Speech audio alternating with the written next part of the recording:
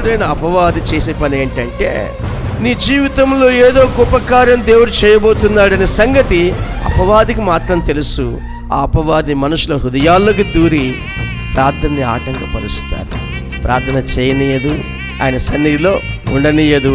ఇక చాలు, నీ భక్తి చాలు, ఇక చాలు అని చెప్పేసి ఆటంకపరిచి వెనక్కి లాగే ప్రయత్నం చేస్తున్నప్పుడు కూడా దేవుడు అనే మాట ఏంటంటే, ఏ నమ్మకంతోనైతే నా సన్నిధికి వచ్చావో అదే నమ్మకాన్ని అంతము వరకు కొనసాగించు, చివరి వరకు కొనసాగించు.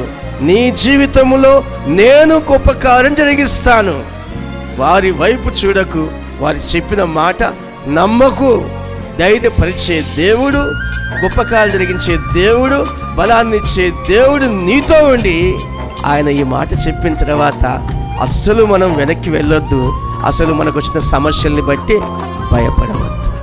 ఆయన ఏ ప్రాంతానికైతే వచ్చి పాదం మోపుతాడో ఆ ప్రాంతంలో ఉన్న చీకటి పారిపోతుంది. ఆ ప్రాంతంలో ఉన్న రోదన తొలగిపోయి సంతోషంగా మారిపోతుంది.